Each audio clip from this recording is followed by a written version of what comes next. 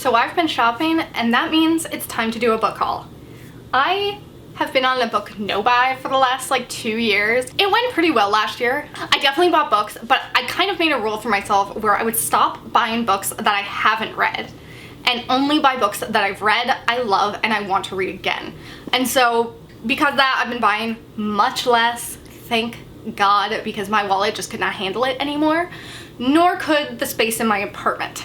But I do have quite a few books here, and most of them followed the rules.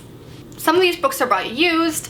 There's a lot of comic books here because apparently every comic book ever comes out with omnibuses and then they just disappear after a while, so I panic bought all the ones I wanted. And there's a lot of indie romance as well, and there are a couple of books I haven't read as well. So let's just get into it.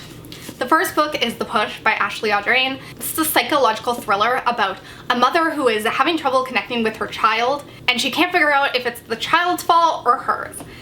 This book was hella dark. I loved it. It was like one of my favorite books I read last year. Another book I read last year and ended up buying a copy of was Ring Shout by P. Jelly Clark. I gave this 4 out of 5 stars. It's a very short horror novel, very Lovecraft country. It revolves around these 3 sisters who are battling racism, except racism takes on a monstrous physical form in this book, where these KKK members are actually monstrous beasts that they have to hunt down and kill. I really, really enjoyed this. I bought the sequel, book 2, in A Good Girl's Guide to Murder series. This is Good Girl, Bad Blood by Holly Jackson. Another one of my absolute favorites from last year. I totally adored this series, very Veronica Mars-esque. It starts off in a place that's kind of happy and quirky and just slowly morphs into something much darker. The Pip we get at the beginning of the series is not the Pip that we get at the end, and I just absolutely love the character arc that she goes through because it felt like such a realistic take on trauma. Then I've got Wilder Girls by Rory Power. This is a YA sci-fi that takes place on a secluded island. I believe this was pitched as Lord of the Flies but girls. It also had this body horror aspect because there's this infection on the island as well. I just like really enjoyed the atmosphere and I completely binged this. Then we have The Atlas 6 by Olivia Blake. I'm sure everyone knows what this is about by now, but basically it's a dark academia magic school with these 6 individuals who all come here to try and win a spot here. Things end up being a little more complicated than that, but overall, like, I loved this. This is the book that I've probably spent the most amount of time thinking about in the last year. Fell in love with the characters and their motivations, especially the character dynamics between them. Like, you start off thinking you know who the big will they won't they's are going to be, but then like the book takes a completely different direction because by the end of it, like, they all have sexual tension with each other, and I love that. The next book I bought was Dark Places by Gillian Flynn, another thrifted copy. This is my favorite Gillian Flynn book. I consider her one of my favorite authors. I wish she would come out with another fucking book. Like, it's time. This revolves around a main character whose brother may or may not have murdered her whole family. She is now older and is trying to look back at their past and figure out what actually happened. Gillian Flynn is truly just a master at writing unlikable main characters. I can't wait to read this again at some point because it's been years since I've read this and it was by far my favorite of all her works. I bought a hardcover copy of The Devil in the Dark Water by Stuart Turton. Once again, thrifted. I should stop buying so many thrifted books because this one is very gross. If I take the sleeve off, I feel like it will bother me less. But then it just looks like this and that's kind of boring, but still. Devil in the Dark Water by Stuart Turton was kind of a behemoth of a book. Devil in the Dark Water takes place on this ship where all these satanic images start showing up. This like governess decides that she's going to figure out what the fuck is happening, and she teams up with this brute of a guy who's actually like a Sherlock-esque character's right-hand man. I just love Stuart Turton's writing. I love the way he crafts a mystery, and I just had so much fun reading this book. The next book I bought was Ace of Spades by, upside down, Farida Abike Amindi. This is about 2 black students who go to this like all-white prep school, and all of a sudden they start getting singled out. There's some sort of like mysterious anonymous person who's just like revealing all their secrets. I love this. This was just like perfectly done. Both of the main characters were incredibly interesting. I felt invested in each of them. The ending and what it had to say about these types of academic systems was just so well done.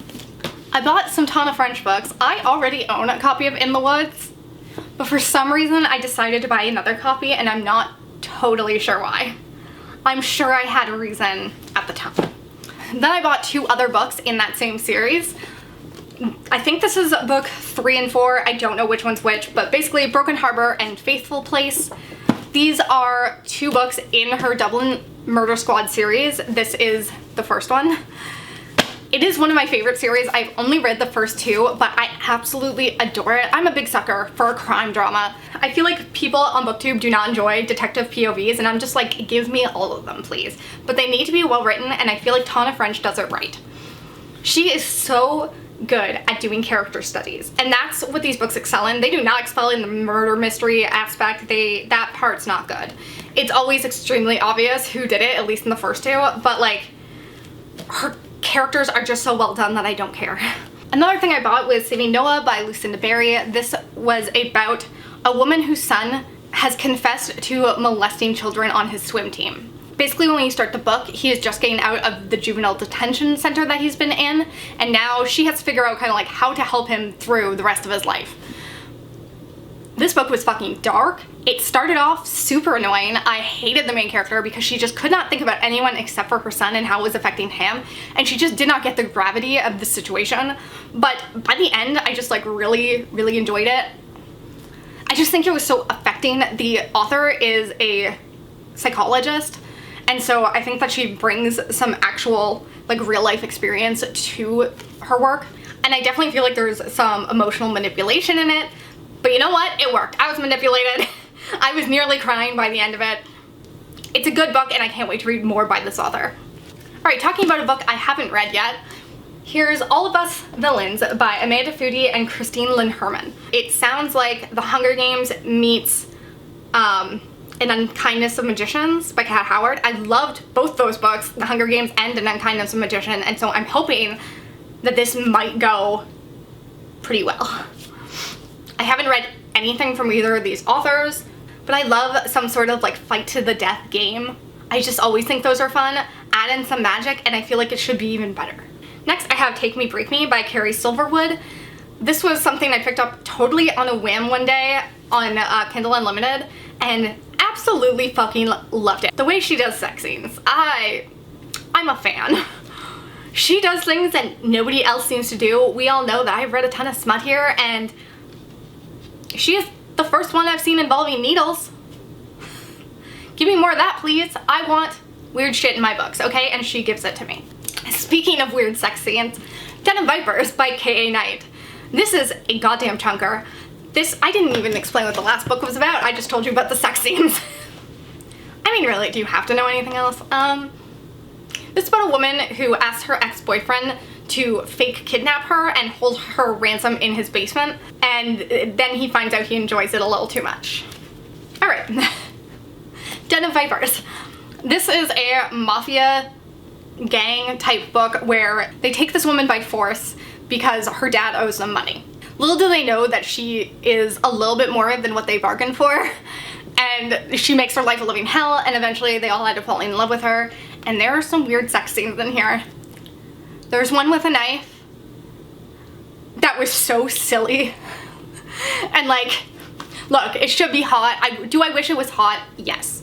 But if you can't give me that, giving me something silly and unique is just as good. Well, maybe not just as good, but it's the next best thing. I will take ridiculous, silly sex scenes over just bland, mediocre bullshit any day of the week. The one thing I love about reverse harems is the banter and the relationships between the group as a whole, and this book does that really well. Next I have Cirque Berserk by Jessica Guess. This is a short horror novel about a group of kids who go to an amusement park and people start getting murdered one by one. But that undersells it because there is a sci-fi sort of twist to this that makes it even more fun. I was so pleasantly surprised by this. I absolutely adored every second of it. It was just fun. I love horror that doesn't take itself too seriously, and that's what this gave me. Okay, now again for a book I haven't read, and that's Queen of Teeth by Haley Piper.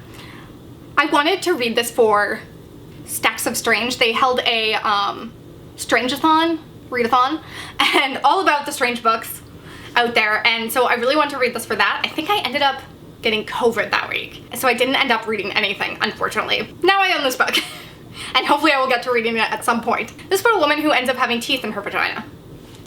I don't know what that means, I don't know where this goes, but you know what, I'm looking forward to it. An absolute favorite of this year, A Lady of Rooksgrave Manor by Catherine Moon. This is about a brothel for the paranormal. I mean, say the word brothel and I'm probably in. I love that this spoke positively about sex work first and foremost. I love that this made me actually like paranormal romance, which is a thing I've never said. A reverse harem where I almost liked all the guys. There's one that I could do without, but Booker has my heart. Everything about this was just fun and weird, and there's a lot of sex. If you want a plot, you're not gonna find it here, but like, Catherine Moon is a woman that I am going to read so much more from. The next book I have is I'm Thinking of Ending Things by Ian Reid. This is thrifted again, you can probably tell it's not the best. This is about a couple that go on this ride together to meet his parents, and that's it. And yet it's so much more than that. I'm sure a lot of people have read this by now or seen the movie. Things get weird. I really would like to do a deep dive video on a couple books, and this is one of the ones that I was thinking about, and so I decided to pick up a physical copy so I could annotate it. I read it in one night and it was so much of an experience, and I feel like you can go a lot of different directions with the ending, and depending on what direction you go with, it really affects how I feel about the novel as a whole. Another book that I was also thinking about maybe doing a deep dive on was Leave the World Behind by Rumaan Alam. Once again, picked it up thrifted. This is really just a day in the life of people who are about to go through or are starting to go through a cataclysmic event. The world has decided to end while they're on vacation, and they don't really know it yet. I personally enjoyed this novel, and yet I couldn't even tell you why, and so I kind of want to reread it and discuss and dissect what about it was that I actually liked. I picked up a couple of the Keeper of the Lost Cities books. This one is Lodestar. I also picked up Legacy, but I don't know where I put it. This is about a girl who finds out that she's been an elf her whole life and that she is living in the human world by accident, and so then she goes to the elf world and has to like save them. I just really enjoy the series. It is a comfort read. I blew through them last year, and I can't wait for the final two to come out. Let's talk about some comic books because I picked up a lot of them. As I mentioned, for some reason, all of the comic book series I like are just going out of stock everywhere, and I was panicking. You can still buy the paperback volumes of them, but I like a good omnibus. All the series that I love, because there's only like maybe 10 of them, I really just want to have the hardcover versions. I'm a hardcover girl, and I would love to reread all of these series at some point, because when I originally read them, I read them on Comixology on my phone, which is a great app. I absolutely love it and recommend it, but it is a totally different experience reading them in print in front of you. Like, there's just something about it it's just like getting to find them for the first time all over again. So anyways, I spent a lot of money on these. The first thing I bought was The Cape by Joe Hill. Joe Hill, I will read every fucking comic book he puts out. I will probably never read his actual books again because I do not enjoy them. But he is great at comic books. This is just about a man who becomes a superhero, and what if the person who gets superpowers is kind of a shitty dude? I picked up Hack Slash Volume 2 because Volume 1 is all bonus material, which was a weird choice, and I don't care about bonus material. This is where the series actually starts. This follows Cassie Hack, who kills slashers. That is the whole thing, although it gets so much weirder than that. I absolutely loved it. As a girl who just absolutely loves horror movies, this was so much fun to me. Alright, then I bought a bunch of Chew. This is number 1. I already own number 2, and it's like up there somewhere. I was going to buy them one at a time, and then like I said, I panicked, so here's Volume 1. I cannot get Volume 3 fucking anywhere, which is driving me crazy. Volume 4, 5, 6. So Chew is about a detective who has to eat something and then he can see its full history. So if he eats an apple, he can see the orchard it was grown on. If he eats a pig, he can see the farm it grew up in and how the farmers mistreated him. And so as a detective, well, you can guess how he uses that power. Definitely gives some iZombie vibes if you've ever seen that show or read that. I read this when the pandemic was first starting, and it definitely like kept my mood up because the world was just feeling really dark at that period, and this was such a good comfort read during that time. Although I will say the ending is fucking atrocious. Another thing I bought was Rat Queens. I have volumes 1 and 2 here. This is almost like Dungeons and Dragons, if you've ever played that. It follows this group of female warriors who are kind of friends, kind of enemies, like they kind of treat each other like shit, but I don't know, it just follows their exploits, and it's really kind of crude and crass, but like after a while they just grow on you. I loved the Hannah storyline that I feel like everybody else hates, but I really enjoyed it. I hated the way that it ended, but apparently there was a lot of drama that happened in the back. I guess the creators are kind of pieces of shit. So I definitely won't be reading anything they put out going forward, but I do have a soft spot in my heart for this. Another thing I bought was Nailbiter Volume 2. I love this series so much. This is one I actually enjoyed the ending of until they decided to do a revival, and it was horrible. This is about a town called Buckaroo that continues to put out serial killers for some reason. Like they just keep coming out of this town. Our main character has to go to Buckaroo to hunt down someone, and he has to talk to Nailbiter, who Nailbiter is one of these killers. It's very Silence of the Lambs-esque, except that I actually like this. I don't really like Silence of the Lambs, which I feel like is blasphemous. Another thing I bought was Lore Olympus Volume 1. I've actually never read this. Reading on the Webtoon app gives me a headache. So I decided to buy the physical version so that I could read it physically, and I'm really looking forward to it. The art is absolutely beautiful. This is a Hades and Persephone retelling. I am not a mythology girl, so I'm hoping that I still enjoy this beyond that. Alright, another used book I bought is The Husband's Secret by Leanne Moriarty. I absolutely love this. I will continue to read Leanne Moriarty for a while. This was the first one I ever read by her, and I enjoyed this book so much that I'm convinced I'll read all of her backlist at some point. This is about 3 women who kind of intersect in one or more ways, and they're all dealing with different problems. Our main female here finds a letter that her husband wrote to her to read once he had died. Except she finds it while he's very much alive, and it reveals some secrets that she had not known before. And so this kind of follows that. I loved that this book, instead of taking a twist and waiting till the very last moment to give it, it gives the twist like a third of the way in. So, and then you get to deal with the ramifications of that and the consequences of that. And I love those types of stories so much more. Here I have Lilac by B.B. Reed. This was a reverse harem music group sort of situation. It follows a band that the main character ends up joining. They really don't want her there, and so they treat her like absolute shit. So there's also a bully aspect in this that I adore.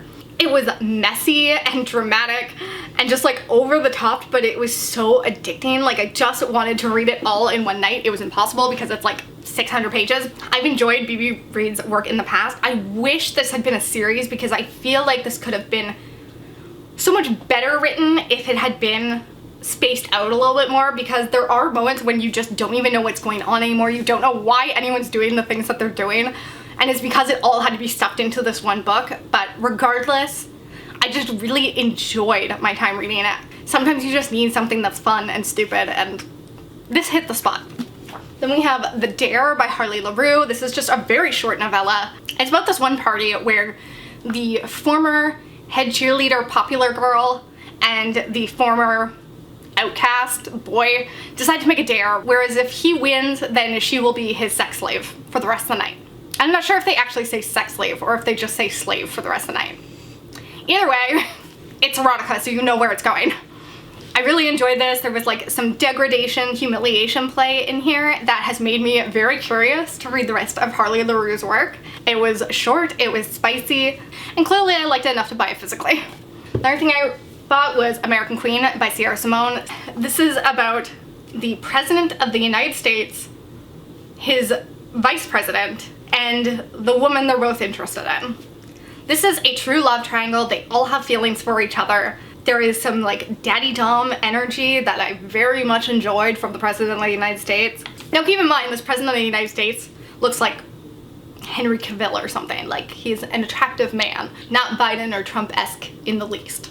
The main character in this is a little bit bland. She's not my favorite, but the men in here are worth the price of admission.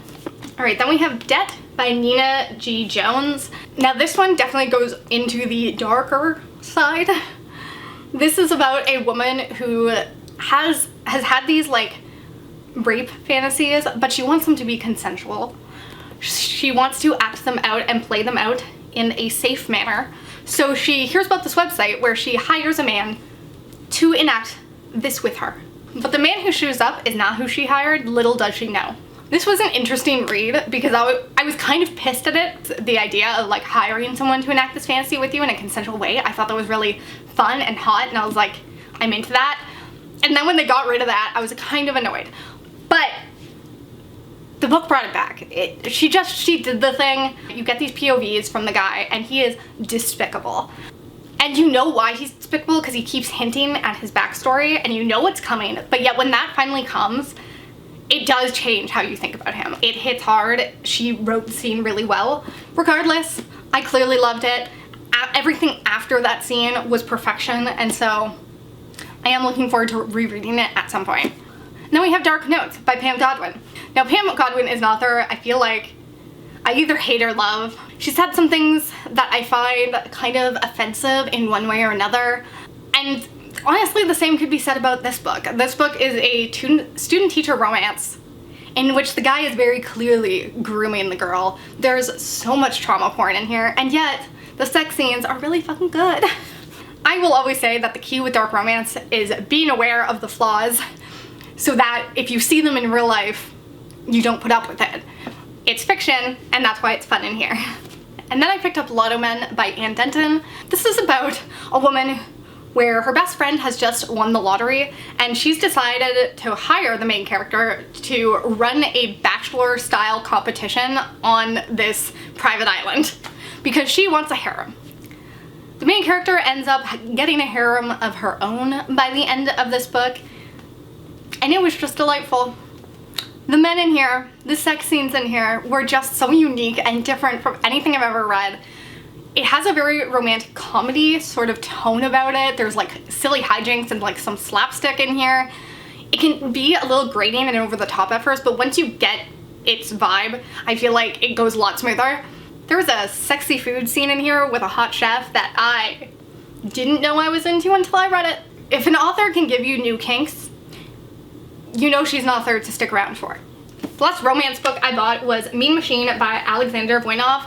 I haven't read this one. I read Dark Souls by this author and just like, it's like I died and he brought me back to life again. It was incredible, especially volume 1. You will hear me talk about it in other videos. I may never shut up about it, honestly. I decided I wanted to read more by this author. This is the only book I believe like chapters had, because he's actually an Italian author, so this had to be translated to English, and yeah, this is the only thing I found, and so I was like, well, I'm buying it. I don't know what this is about. I honestly don't care. I will just read anything at this point. I'm going to say that has something to do with boxing. Next book I bought was Moon of the Crested Snow by Wabagija Grace. This is another one of those like world is ending but people don't know sort of situations. This is about a northern Anishinaabe community that has suddenly lost power. Things start to collapse. People start acting out, especially when a stranger shows up and thinks he has all the solutions to their problems. This was really good. I believe I also read this last year. The way the tension escalated was done really well, and I feel like this was one of the better examples I've seen where the writer does such a good job at showing who the characters are through their actions. Showing, not telling. I feel like that sometimes doesn't happen as often in books. There's a sequel coming out to this at some point, and I can't wait to read that, so I'll probably reread this. It's very short, and I highly recommend it. Okay, then we have another book that I haven't read, which is Watch Her Fall by Erin Kelly. This is a thriller. I have no idea what it's about. I've read one other book from this author, but it was many, many years ago.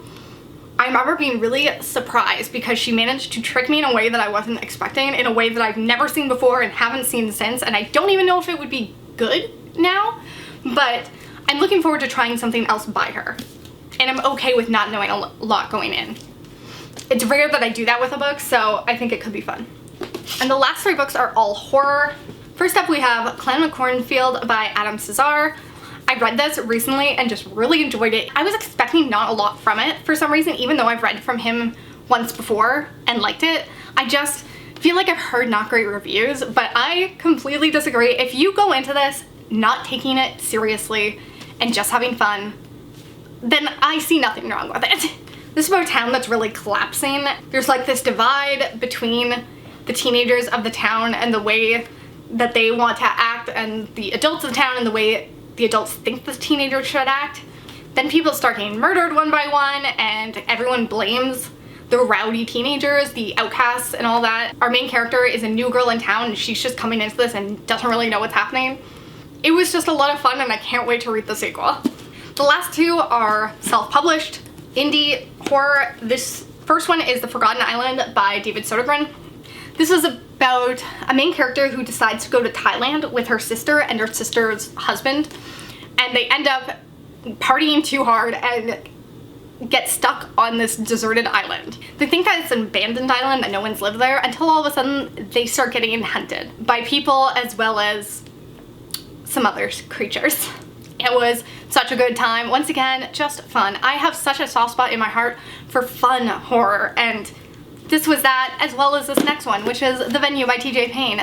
This one was even more fun, I think. This is about a couple who decide to use their wedding to get some revenge on anyone they think that has wronged them. This was just a fight to the death sort of situation, which I like in any genre. Then you add in the over-the-top characters that are the bride and groom. You add in a bunch of jokes and wedding cliches and turn them on their head in this horror way. It was all so great. Highly recommend it. We'll totally read more from TJ Payne. So that's it. I believe that is all the books that I've bought in the last 6 months. I hope you liked this video, and I hope you'll come back in soon. Bye.